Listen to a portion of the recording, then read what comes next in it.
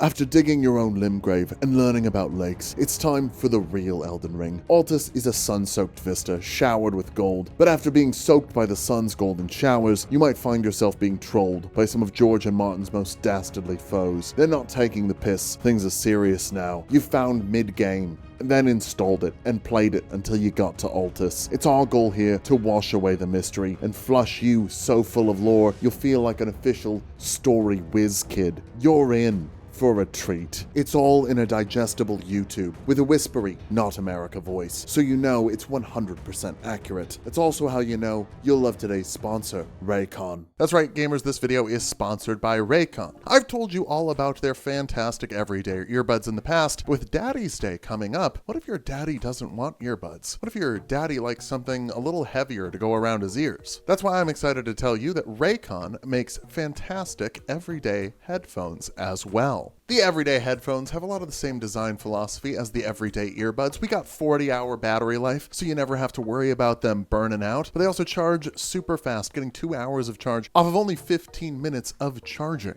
And I know your daddy's gonna love that these start at half the price of the other guys. Daddy loves saving money. Daddy wants you to have your money to spend your money. They're comfortable. They got that 360 immersive surround sound. They can cancel out noise if you're going on a long flight, or if you just, don't want to hear what's going on in the other room, for whatever reason, on Daddy's Day. Personally, I like having a pair of headphones as well as a pair of earbuds. I keep the headphones by my computer, so I know they're always ready for me to use, and then the earbuds go in my pocket, where sometimes I forget to put them back in my pocket. But I always need to be able to hear things on my computer, so I like to keep a pair of headphones by the computer. To get your daddy the best Daddy's Day gift, go to buyraycon.com/height15 for 15% off site-wide. Again, that's buyraycon.com/height15 for 15% off site-wide. Now let's let that daddy with the whispery non-America voice get back to telling you some facts about Altus. On the off chance you got some bad directions from Patches, you might be at the bottom of Volcano Manor. Who knew bad directions lead to bottoming out? These two don't do any bottoming though, they're the abductive virgins. Like most virgins, they're in a basement and they've got the lights off. Unlike most virgins, they're not coping by complaining about high-value males. Instead, they know they're not getting lucky because they're giant porta potties on wheels, being driven around by snakes who are tied in a knot. Everyone likes something different. I'm sure someone in my audience is looking to get chomped up by a literal walk-in closet. After getting spit roasted by the tunnel snakes, the Tarnished emerges on the side of Mount Gelmnir. This is incredibly disappointing because it isn't anywhere near the Erd Tree. That means Patches, your most trusted friend, isn't good at reading maps. After beating the virgins, you finally get to land sex, but you're not this pretty dragon lady's first. If you remember Vike from Learn About Lakes, he exploited her piercing weakness in the past and did heavy thrusting damage. That might also be the answer to what happened to his eyes. Land sex is a bit of a coward though, so after you hit her face a few times, she just runs away. George and Martin are reusing a lot of bosses in this area, which works out fine for us. A longer script means more of those sweet YouTube dollars.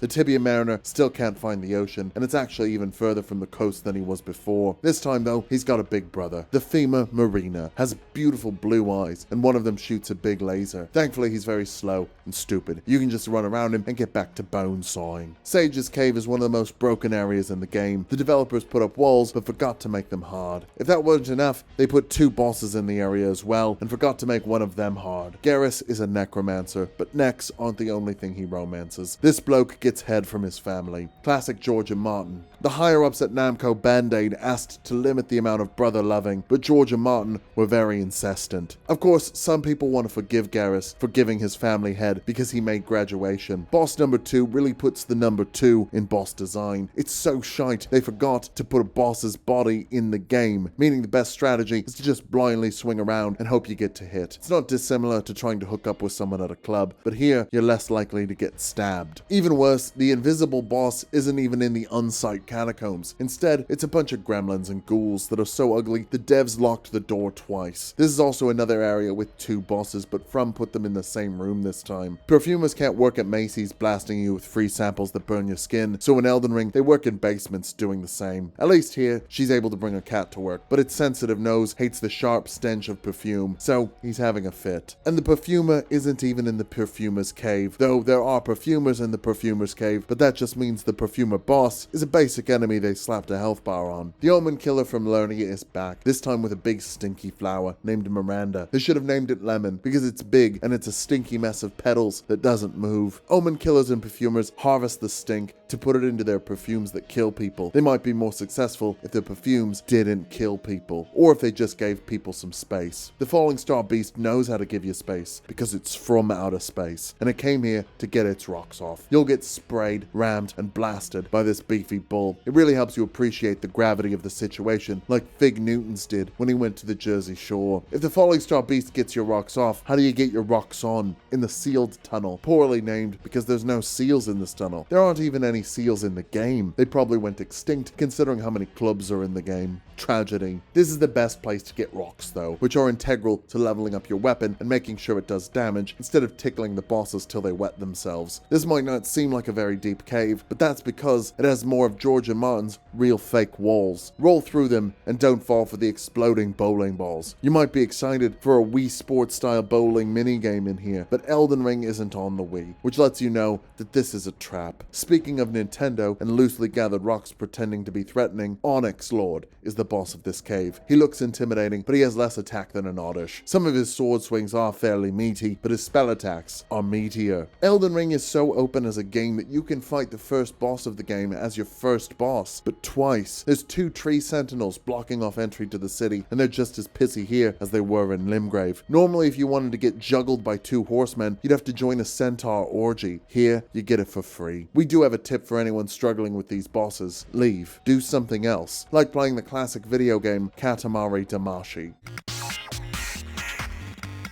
The gargoyle is also a big pain, but there's only one of them. Can you imagine if you had to battle 2 of these things? It would be easier if they could eat a sandwich, but they don't have mouths. Instead, get your hits off and you get a big crit in their face. Maybe you could put a food hole there so they're not so skinny next time you fight. That is, if the stairs will let you get your crits. You might think this boss is frustrating, but at least it's not another repeat. Morgoth the Jumped is back, and he's jumping you after disguising himself as a smaller bloke. It's less embarrassing than Godric's disguise, but still a cowardly move. Sadly, disguise is the only new move in Morgoth's arsenal, so the Tarnished can kick his arse and all the way back to Limgrave. That'll be the last we see of him, thankfully. Altus does introduce new, worse forms of dungeons called the Heroes' Graves. Oriza's has everything a masochist would love. The chariots run automatically, but they don't run on gas. They run on the ground, which is where the Tarnished is, trying to run them over. Once you get around it, you're out of the frying pan and into the dying pan, thanks to the balls licks. These balls licks have terrible breath, and they're in a narrow corridor, meaning they're spraying a hall of ptosis. It's so intense, it can literally kill you. 2 chariots might seem too hard to handle, but this is a great place to implore some extra gamer knowledge you could only find on this channel. None of the other ones are talking about it. If you've spoken to Patches, you might already know what I'm talking about. He loves to shove people into pits, so find the pit, then fall down onto some wooden beams, then climb the ladder, avoid another chariot, and hit the column. Now you've successfully cheesed the chariots, and they'll crash into each other. The path is open to the boss, but because it's Altus, you get 2 bosses, because the first Crucible Knight is just an appetizer. Hors d'oeuvres uses a great sword, and his friend doesn't get to have a name, at least not on the bar. But I've done some digging. You know his friend is a woman because she's got clearly more feminine armor. We also know that she's from Great Britain because that's where George and Martin are from. Even if she isn't British, you could say she's still very Britain-y. Finally, her weapon is engraved with various runes and etching that clue you into her name. It's a spear. That's how we cracked the code. Her name is Brittany Spears. Yes, there's one Crucible Knight, but oops, they did it again. It's a really toxic move, putting her in with another Crucible Knight. Make sure you subscribe for more accurate lore. That's the main squeeze, but Oriza has been cheating because they also have a side tomb. This one teleports you all around without a sense of direction, so it can be confusing for new players. Here, we can share another helpful tip. If you keep going through all the teleporters, put something else up on your other monitor, like Welcome to Limgrave or Welcome to Lernia. You'll be stuck in the cave for hours, but our channel will get more of that sweet YouTube money, so it's a win-win. This is home to some of the most adorable things that will try to murder you, the potheads. Some of these potheads are small, but some get quite large, most likely because pot is an appetite stimulant. It's a good thing they didn't meet Crucible Knight hors d'oeuvres, or they would have spoiled Crucible Knight entree.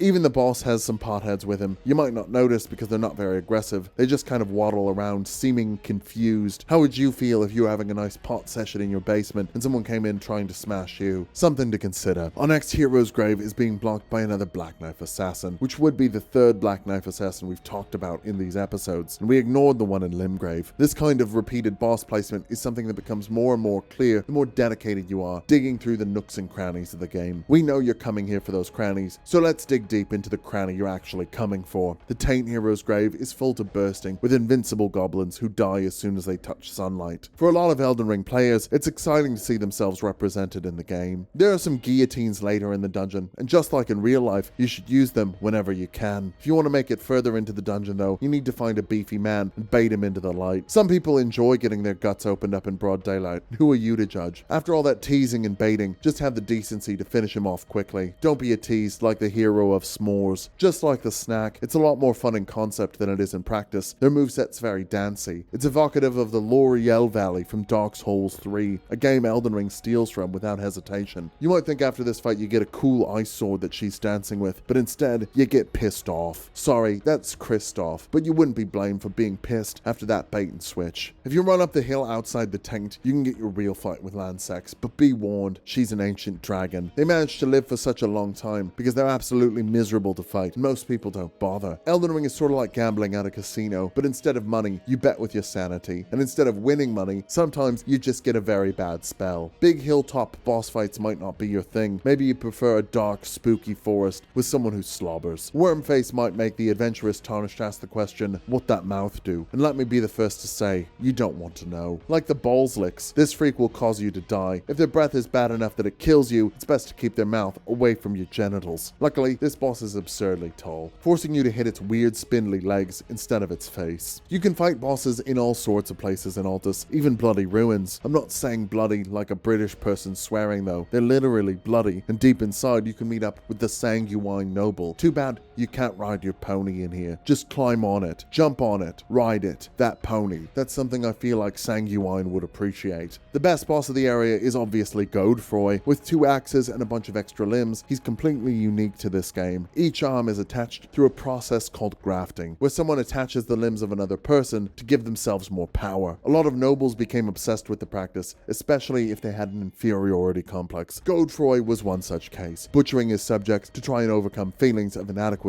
stemming from his family lineage. Godefroy is a descendant of Godfrey, the first Elden Lord and husband of America. He was a legendary warrior, and measuring up to that level of success is nearly impossible. All of this is told through subtle, in-universe storytelling and item descriptions. The concept of grafting is so interesting, and it's a shame that Godefroy is the only boss that explores it. Oh look, it's another tree sentinel, but this one's more iconic. The iconic tree sentinel is lactose intolerant, which means he's very weak to cheese. Simply zoom in with your telescope, then throw a kukuri. That will make him attack you. Then you can cheese him by rolling when he attacks and landing attacks after he misses. With a little practice, you'll be a master of this cheese and have an easy boss fight. You can make it even easier after visiting with Buggers. He's moved shop from the lake to the ponds, but he's crabbier than ever. Now he sells crab, but only after warning you about his former roommate, the heinous anus muncher. When he gets a hold of your heinous, he's going to gobble it. That's what led to their falling out. You can only walk in on someone gobbling heinous so many times before you realize they're leaving the door unlocked on purpose. Speaking of open doors, the royal capital is open in all its splendor. The great oracles are trumpeting the arrival of a new day. Between them and the excessive sunlight, the capital is a terrible place if you like sleeping in. You know the capital is safe though, because like all safe neighborhoods, there are cops around every corner. The presence of police always makes an area safer, which is why cops are patrolling the safest streets. Since it can be hard to find your way in a new town, we've got more great advice. Pull this video up on your second monitor as you're going through the capital. You won't be able to follow along with our movement because of editing, but it will be more fun, and we'll get more of that sweet YouTube money. Since Buggers moved out, Heinous Anus is living in the Round Table Hold, or at least his soul is. If you want that body, you need to give him a seed bed curse. I didn't know beds grew from seeds, but here, they do. With that planted, soon I'll have a bed, so we can stop sitting on the floor. It's not good for your heinous. The royal capital is home to more omens than anywhere else. When two royals in the capital fall in love with each other, they get together and fuck, and then something beautiful happens, most of the time. But when something ugly happens, they flush it down to the royal capital. Freeing Heinous will have no negative consequences, as the only person he kills is buggers, unless he kills you. But if you need help fighting Heinous, just let the crab loose. Crabs absolutely wreck Heinous, even if you've trimmed down there. Corn can also destroy a Heinous, but Corn in this game is a healer. He's looking for Goldmask, a prophet of the Golden Order who wants to introduce the Golden Age. Cults tend to do better with consistent branding. Sadly, Corn isn't going to be very good at looking for anyone, because like lots of characters in this game, he's wearing a blindfold. So down the road, there's a broken bridge. Say what you will about America, she understands good infrastructure. While this bridge is under repairs, there's a teleporter that sends the Tarnished all the way to the other side. Honestly, that's better than a bridge. Who could be waiting on the other side but the man himself, Goldmask? People say he's brilliant, which makes sense. Unlike the other yappers of this game, Goldmask keeps his mouth shut and just points at trees. It's much safer than running around blabbering in Murderland. Corn and Goldmask meet up, but now they're faced with a question on the minds of higher-ups of every religion. What are two people I don't know doing in the privacy of their own bedroom? Specifically, Radagon and America. They know they're fucking because of their children, Malaria and Mike Ella, but what positions and how many times a night? The answers lie deeper in the royal capital, which means first we need to fight the ultimate golden shower boss, Godfrey. He has questions he'd like to ask, like why is everyone obsessed with his ex-wife, and also does she still talk about him sometimes? Sadly, he never gets to ask those questions because he's a ghost. Like the real fake walls from earlier though, this is a physical illusion and can create the illusion of your arse being split in half. Once the ghost of husband's past is put to rest, you can sneak upstairs and grab Radagon's little black book. You know it's Radagon's because he used to date Renala. That's why it's called the Gold Order Principle, since she's the only name inside. The Tarnished is either too stupid to read or has just been hit in the head too many times. Either way, it's best to bring the book to a turtle to read instead. Just remember, he doesn't do bedtime stories because if you show up late, you meet the turtle's roommate, the bell-bearing hunter. Bell bearings are held by various merchants you've been ignoring because they don't sell anything good. With the bell bearings, you can expand the size of your store while also shutting down competition because you killed the previous seller. It's just like monopolies in real life. Shame that Muriel has to split rent with a capitalist, but you can fix that by killing him. Like most books, this one is full of spells, like LAWOFREGRESSION.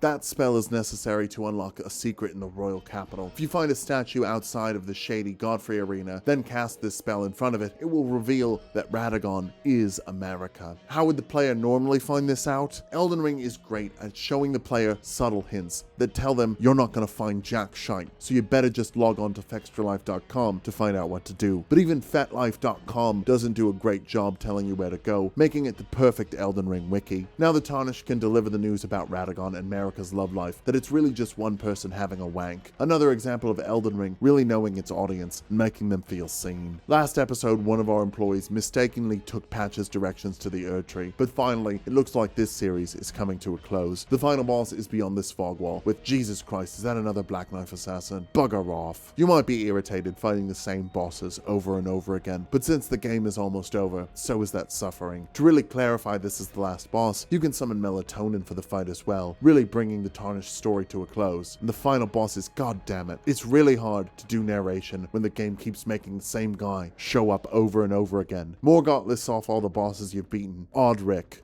Mike Ella, Malaria, General Radwan, Paper Rykard. Alright, he's just making things up. None of those can be real, unless the game is even more open than I thought. Unfortunately for Morgott, this is where the Tarnished makes his game closed, I hope. If I have to talk about this guy one more time, I'm quitting, I swear to God. At least this time Morgott is a little different. He has a sword instead of a stick, great idea. Sadly, Morgott isn't feeling well, and ends up making sick all over the floor. He gets so sick that the sewers back up, and starts spraying shite water and geysers that splash into your eyes. That backed up methane also makes his sword go on fire. Ironic, since he hates the Tarnished for thinking they're hot shit. Final pro tip for what I can only assume is the final boss. Use your weapon to hit Morgott after he misses attacks. Make him miss by rolling. You're welcome for great advice. Join the Patreon to support us. Morgott's finally dead, and he only had to die 3 times to die, which is actually low for a George and Martin boss. By entering the Erdtree, the Tarnished can become the Elden Lord, but someone was feeling thorny.